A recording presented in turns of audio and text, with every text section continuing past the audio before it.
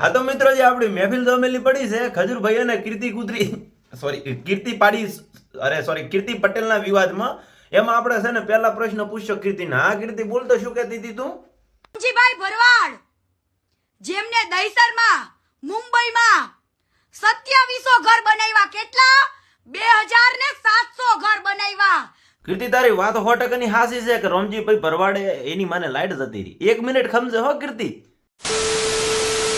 જે પ્રમાણે કહે છે કે ભાઈ એને આટલું કર્યું, ઓમ દોન કર્યું, પણ એમાં તારા ને મારા બાને શું લેવા દેવા? એને કર્યું છે દી તો મળદનું ફાડ્યું હતું દોન કરી ગયો. તું શું કેમ ગણાવે છે? તાર પપ્પા થાતા હતા ઈયા, સોરી બાપો થાતા હતા.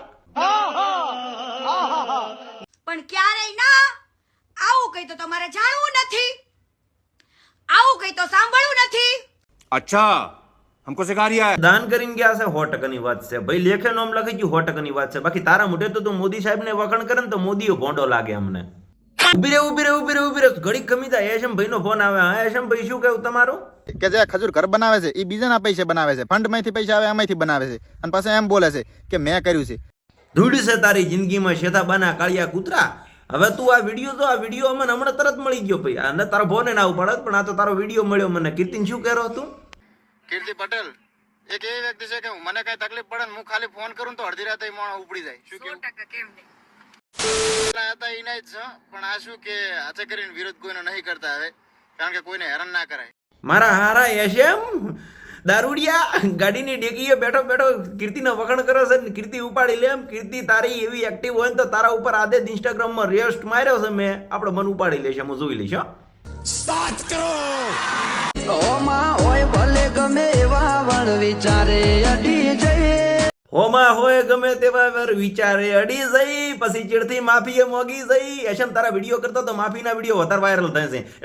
એટલે ભયા રહેવા દેજો. એ બાબુ ભાઈનો કોલ આવ્યો, બાબુ ઠાકોરનો કોલ આવ્યો. ખમો શું કહે છે જોવા આપણે. કે કીર્તિ પટેલ ઘણીવાર સમાજ માટે કામ આવી છે અને આગળ પણ ઉપયોગી થતી રહેશે. વાત હાજી બાબુ તારી, પણ મારે હવે અટાલે આલમને પૂછવું છે કે ભાઈ મારા બધા ભાઈઓ, બધી જ સમાજના મારા ભાઈઓ તથા બહેનો હવે કોમેન્ટ લગાવજો કે આપણે કીર્તિ પટેલ કઈ સમાજને કોમ આવી છે. જે પણ કીર્તિ પટેલે વિડીયો બનાવ્યા ને એ સાચા વિડીયો બનાવ્યા છે, કોઈ ખોટા વિડીયો બનાવ્યા નથી. સાચા વિડીયો બનાવ્યા હોય તો એમાં પ્રૂફ જ હોય. પ્રૂફ ઈ પ્રૂફ બતાવી દે. 20 દાડાથી તો હું એની લાઈવમાં 2 કલાકનું નેટ બાળું છું, 2 GB નું નેટ કરીને બેહું છું, પણ પ્રૂફ નથી બતાવતી ટણપી. અને છેના હાસા સાધુ સંતો માટે 18 આલમ એટલે કે બધી સમાજ સરખી જ હોય છે.